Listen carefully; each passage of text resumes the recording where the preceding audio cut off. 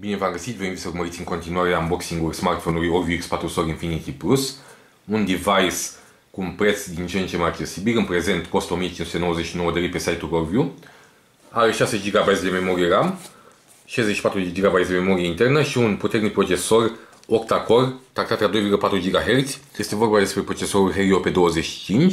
Smartphone-ul are două camere pe partea din spate, una de 13 megapixeli și alta de 5 megapixeli și o cameră de 13 megapixeli pe partea din față.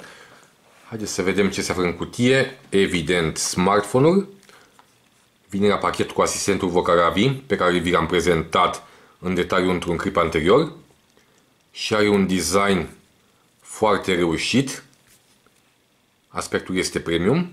Pe partea frontală avem o tipă de protecție pe care sunt menționate principalele specificații: 6 GB de memorie RAM, 64 de GB de memorie internă, procesor Helio P25 tractat la 2,4 GHz, capabilitate de a filma cu rezoluție 4K a camerei principale, sau mai bine zis a tandemului de camere pe partea din spate, formatul ecranului 18:9 și asistentul vocal AVI pe care vi l-am prezentat în detaliu într-un clip anterior.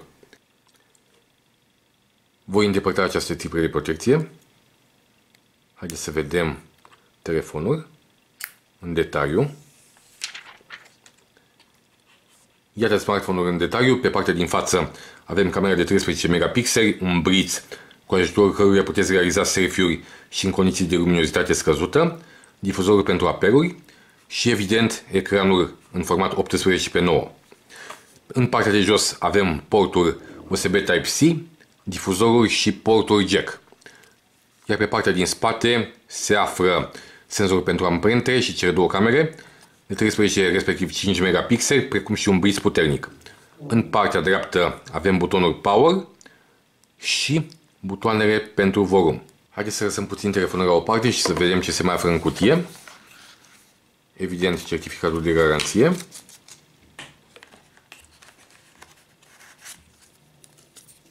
cablul USB Type-C, un cablu OTG, o agrafă pentru accesul la compartimentul cartelelor SIM și a cardului microSD, un set de căști și, evident, încărcătorul. În cutie mai avem parte de o surpriză plăcută din partea Orview, o husă pentru protecție și o folie pentru protejarea ecranului, care se montează foarte ușor. Evident că avem și un manual cu instrucțiuni rapide. Haideți acum să ne concentrăm atenția asupra telefonului. Am pornit smartphone-ul, iată meniul acestuia. Sistemul de operare este Android 7.1. Avem câteva aplicații preinstalate de la Google și de la Orview. Orview AVI este una dintre aceste aplicații. Este un asistent vocal foarte util în limba română. Este primul asistent vocal în limba română. Senzorul pentru amprente se află pe partea din spate. Și acum haideți să vedem cât de repede se înregistrează o amprentă cu ajutorul acestui senzor.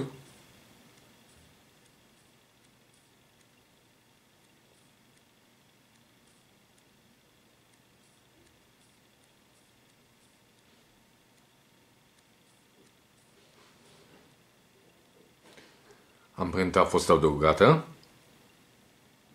Evident că putem seta toți parametrii de funcționare a smartphone-ului.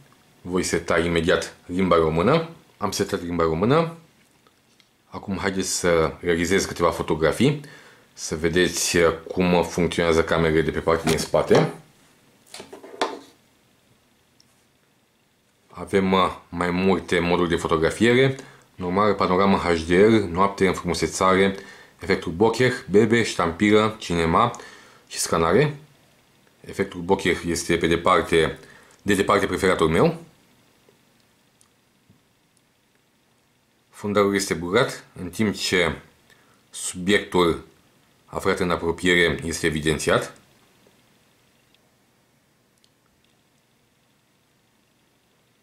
Camera funcționează foarte rapid.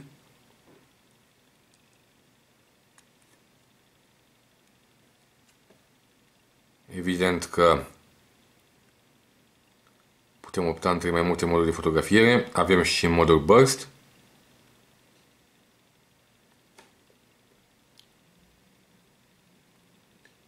Imaginea se salvează repede în memoria internă a telefonului, 64 de GB, o memorie mai mult decât suficientă, însă trebuie să știți că suportă acest telefon carduri microSD cu capacitate de până la 128 de GB în regim single SIM. În curând voi reveni cu un video detaliat al acestui device. Până atunci vă invit să recomandați și alte gadgeturi Orvi pentru teste.